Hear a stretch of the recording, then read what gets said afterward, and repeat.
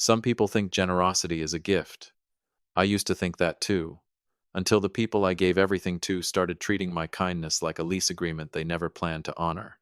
But let me back up, because before you understand what they took from me, you need to understand what I had and what I built it from. My name is Arthur Calloway. I'm 64 years old. I live in a four-bedroom craftsman on Birchwood Lane in Medford, Oregon, the kind of house that took 31 years to feel finished. My wife Carol picked the window boxes. She painted the front door, that particular shade of sage green that I used to tease her about, said it looked like something from a magazine nobody actually lived in. She'd just smile and say, "Give it a year." She was always right about things like that. Carol died 4 years ago. Ovarian cancer. We had 8 months from diagnosis to goodbye, which sounds like enough time until you're living it and realize no amount of time is ever enough. After she was gone, the house on Birchwood Lane got very large very fast. 4 bedrooms for one retired contractor who ate cereal for dinner 3 nights a week and kept the TV on just to hear another voice in the room. I was managing. That's the most honest thing I can say. I was managing. So when my daughter Renee called me on a Wednesday evening in early spring and asked if she and her husband Gavin could come sit with me that weekend, I said of course without hesitating. She sounded tired. The kind of tired that doesn't come from a bad night's sleep. Welcome, friends. I'm glad you're here. This story is going to take a minute to tell, and I think once you hear it, you'll understand why I needed to tell it. Hit that like button and settle in. This one's going somewhere. Renee is 38. She has her mother's stubbornness and, I always thought, her mother's good judgment. She married Gavin 6 years ago at a small ceremony in Ashland. He worked in logistics, pleasant enough at family dinners, the kind of man who fills a room without adding much to it. I never disliked him. I just never fully knew him either. They sat across from me at the kitchen table that Saturday with coffees they didn't touch and told me that the tech company Gavin worked for had done a round of layoffs. His position eliminated. Their rent in Portland, $2,400 a month for a 2-bedroom, wasn't survivable on Renee's salary alone. They needed somewhere to land. Just temporarily, Dad. Renee kept saying that. Temporarily. 6 months. Maybe 8. Just until Gavin finds something and we can rebuild the cushion. Renee reached across the table and put her hand over mine. And for a moment she looked exactly like Carol, asking me to be patient with something, and I felt my chest do that thing it does sometimes. That quick hollow ache, and I said yes. Of course. Come home. You know there's room. They moved in on a Friday in April. Gavin's truck loaded with their things, boxes crowding my garage around Carol's garden tools and the folding table she used every Thanksgiving. I helped carry boxes up the stairs and told myself this was what family was for. The first few weeks were easy, almost pleasant. Renee made dinner on Tuesdays. Gavin cleaned the gutters without being asked. We watched football on Sunday nights and I thought, maybe this is good for all of us. Maybe the house needed this. Maybe I needed this. The first thing I noticed changing was small. In May, I came downstairs one morning and the framed photo that had lived on the hallway console for 11 years, Carol and me at Crater Lake, the summer before her diagnosis, both of us squinting into the sun, was gone. In its place was a succulent in a concrete pot. I stood there in the hallway for a long moment before I called to Renee. Honey, the photo that was here, the one of your mother and me, where did it go? She came out of the kitchen, drying her hands on a dish towel. Oh, I moved it upstairs. I'm trying to make the entryway feel a little more open, less cluttered. You can barely notice it's gone. I could notice. I noticed every single morning for the next 2 weeks until I went upstairs myself and brought it back down and hung it in my bedroom instead, where at least I knew it was safe. I told myself it was nothing. She was stressed. She was nesting. People do that when they feel unsettled. What I didn't tell myself, what I should have said out loud right then, was, this is Carol's home too, even now. Even still. By June, the changes were coming faster. Gavin decided he didn't like the layout of the garage and reorganized it entirely on a Saturday afternoon while I was at my buddy Frank's place watching the game. I came home to find Carol's garden tools, her trowels, her kneeling pad, the little wire basket she used to bring tomatoes in from the back garden, all packed into a single plastic bin shoved against the far wall. His tools, the ones he brought from Portland, were hung across the pegboard I'd built. My pegboard. The one I put up the first summer we owned the house. When I said something, Gavin shrugged in that particular way. He had shoulders up, chin down, like he was genuinely confused why I'd object. I just made it more functional, Arthur. There was a lot of wasted space in here. I tried once more, lightly, to talk about it. He looked at Renee. Renee looked at me. Dad, come on, she said quietly. He's trying to help. It's just a garage. It was not just a garage. I want you to understand something about the way this kind of thing works, friends. It's not any single item or any single moment. It's the accumulation. It's waking up one morning and realizing that the evidence of your own life, the photo, the tools, the chair you've sat in for 20 years has been slowly moved aside to make room for people who said they were just passing through. By July, I was eating breakfast in my bedroom. Not because anyone told me to. Because the kitchen had developed a rhythm that wasn't mine. Renee and Gavin woke up late, brewed their elaborate coffee, and filled the kitchen until 10 or 11 in a way that made me feel like the visitor. I'd wait them out upstairs, then come down after they'd left for wherever they were going, make my eggs, and eat alone at a table I'd sat at for 3 decades. I started keeping a notepad on my nightstand. I'm not sure when exactly that started, but one night I found myself writing down dates and incidents, the photo, the garage, the morning Gavin told me the lawnmower schedule needed to be more consistent, and I didn't stop. The cruise I didn't know about, I found out about in August. I was dropping something into the recycling bin at the side of the house when I saw it. Not a brochure this time. A printed email confirmation. Norwegian Cruise Line. 7 nights. Caribbean. Balcony cabin. Departure. Late September. Names on the reservation. Renee, Calloway, Marsh. Gavin Marsh. Paid in full. I stood there by the recycling bin in the August heat and did the math in my head. They'd been living rent-free for 4 months. I hadn't asked them to contribute to utilities or groceries. At $2,400 a month, they'd saved nearly $10,000 by living here, and they'd spent some portion of it on a cruise. Not a down payment fund, not an emergency cushion, a balcony cabin in the Caribbean. I put the lid back on the bin, went back inside, washed my hands at the kitchen sink, stood there looking out at Carol's garden, at the tomato plants she'd started from seed the last summer she was well enough to kneel in the dirt. I thought, I am not a stepping stone. I thought, I need to start paying attention. I didn't say anything that night, or the next night. I'm a man who was taught that you measure twice before you cut, and I was still measuring. The situation that broke my patience happened on a Sunday in late September, the week before they left for that cruise. I was in the living room reading when Gavin came in, sat down across from me in Carol's chair, not my chair, Carol's chair, the one I'd asked them both, early on, to leave alone, and said, casually as someone asking about the weather, "Hey Arthur, I've been thinking. My parents are talking about relocating from Sacramento. They're retired, need somewhere quieter and more affordable. You've got those 2 extra bedrooms just sitting there. It would only be until they get settled."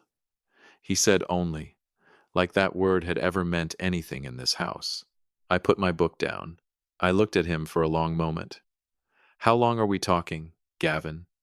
He shrugged. 6 months, maybe a year. They're flexible, I said, very clearly, very calmly. No, that's not something I'm able to do. His eyebrows went up. He looked surprised, genuinely surprised, like no was a word he hadn't accounted for. I said, "Gavin, you and Renee are here because I love my daughter and you were in a hard spot. But I am 64 years old, and this is my home. I'm not running a family compound." His face shifted. That little shrug disappeared. He said, "I figured you'd want to help family." He said it in the tone that means, "I figured you wouldn't be selfish enough to say no." Renee came in from the kitchen. She'd heard. Her arms were crossed the way Carol's never were. Carol folded her arms like she was cold. Renee does it like she's building a wall. "Dad." Her voice had an edge I hadn't heard since she was 17. "Dad, they're older. Their options are limited. You have 2 empty rooms." He looked at me. She looked at me.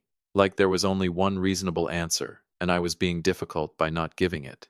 I said, Renee, I said no, I mean no. Her voice went up a register. You've been alone in this house for 4 years and you can't even consider. I said, this is Carol's home, my home, and I'm telling you no. That's when Gavin said it, voice flat like a door closing. You've been holding on to this house like a shrine, Arthur. Carol's gone.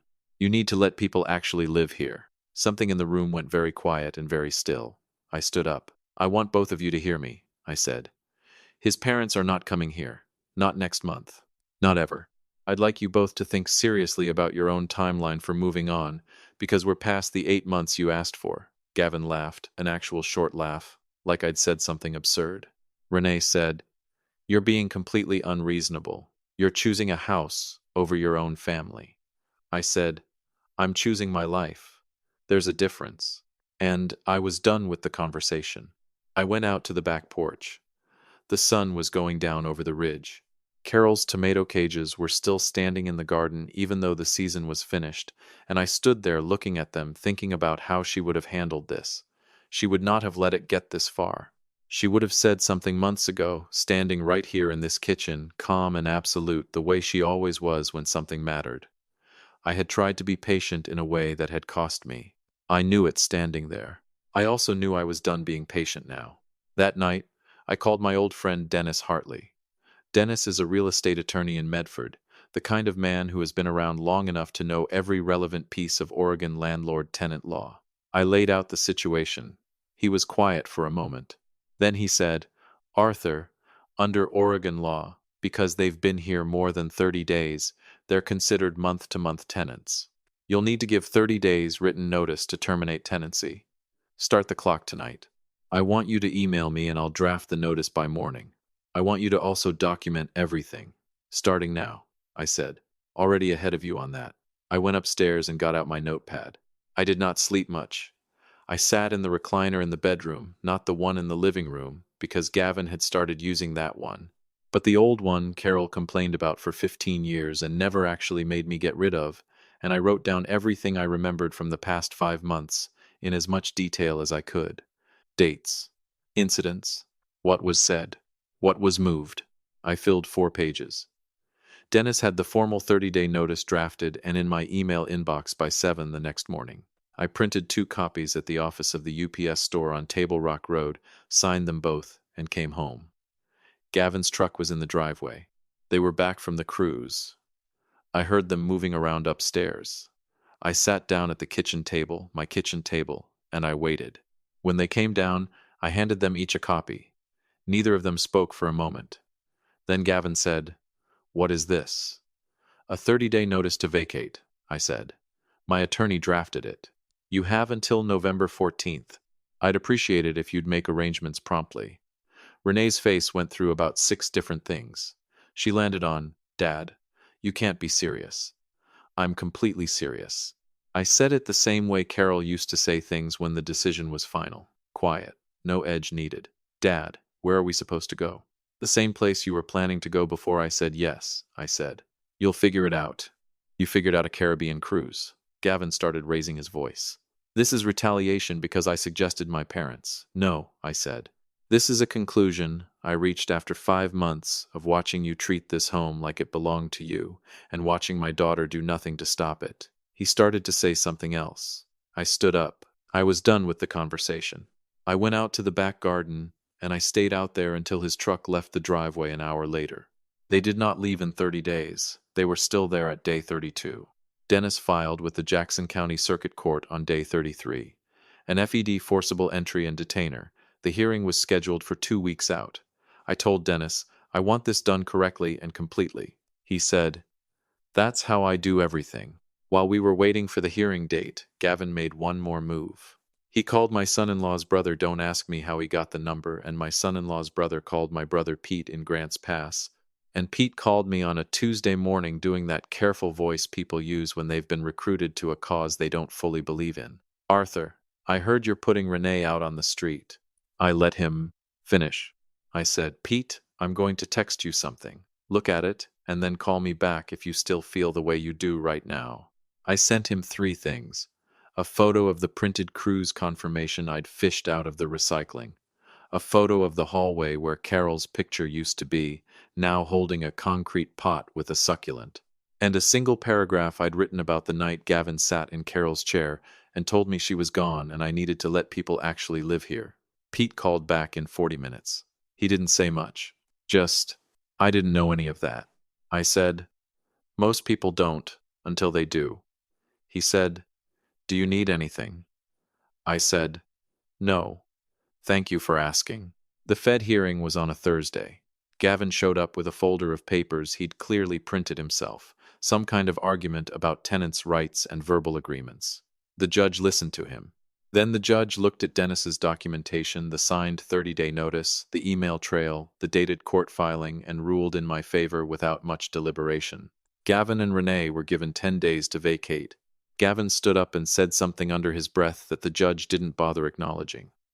I sat there in that courtroom in my good jacket and felt something I hadn't felt in months, solid. Like the ground was still under me. They were out by day 9. Renee didn't say goodbye. She texted me from the driveway while I was sitting in the kitchen. I hope you're happy. I read it. I set the phone face down on the table. I went out and opened the garage and looked at what Gavin had done to it. His tools were gone. Carol's things were still in that plastic bin pushed against the wall. I took them out one at a time, hung her trowels back on the pegboard where they'd always been, set the kneeling pad on the shelf by the door, put the wire basket on the hook beside it, right where she used to leave it when she came in from the garden with both hands full. It took maybe 20 minutes. I stood back and looked at it. Better. Here's the part I didn't expect, and I want to tell you this part slowly because it matters. About 3 weeks after they left, I got a call from a number I didn't recognize. A Portland area code. I almost didn't pick up. It was Renee. She was crying, not performing, crying, actual crying, the kind you can hear in the breathing. She said, Dad, we're in a bad situation. Gavin still doesn't have a job and the sublet we found is only good through January and I don't know what to do. I listened to all of it. I didn't interrupt. When she was done, I was quiet for a moment.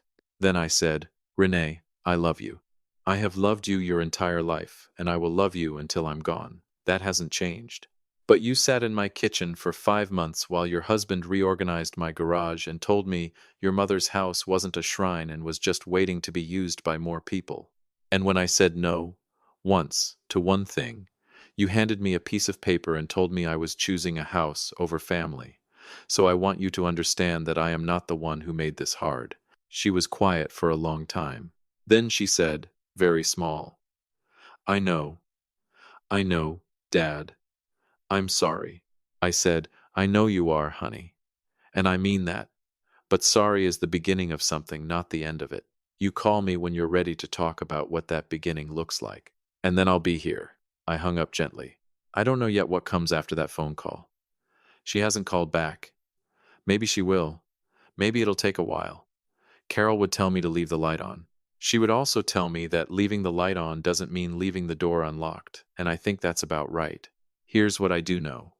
The hallway console has Carol's photo on it again, the Crater Lake picture. The one where we're both squinting into the sun, and she has her hand up trying to block the glare and she's laughing at something, I can't even remember what. And it doesn't matter, because what's in that photo is the truest thing I own. I make my coffee in the kitchen in the morning the way I've always made it, too strong, according to everyone who ever lived in this house.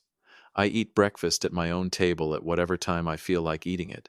On Tuesday evenings, I go to Frank's place and watch whatever game is on, and I come home when I want to come home, and there is no one waiting in the living room to note the time. Renee called me selfish for a while there. So did Gavin. So did Pete, before he knew better. I turned the word over in my mind a lot in those weeks. Selfish. The man who let 2 people live in his house for free for 5 months. The man who carried boxes up the stairs and said, make yourself at home. This is still your home. Come on in. There's room. Selfish. I looked it up once, just to look at the word plainly. Looking out for your own interests, your own well-being, your own home. I thought about Carol, about the 31 years it took to make that house feel finished, about the photo and the trowels and the chair and the sage green door she was always right about. And I thought, yes, exactly. That is precisely what I am doing now. I have never in my life understood the value of that word as clearly as I do sitting here on my back porch in the quiet November evening, listening to nothing at all, except the wind coming down off the ridge and the last of Carol's tomato cages standing in the garden, patient and waiting for spring. If you've been listening all the way to the end, I'm glad you're here, friend. Hit that like button, subscribe if you haven't already. Drop a comment and tell me where you're watching from. I'll see you on the next one.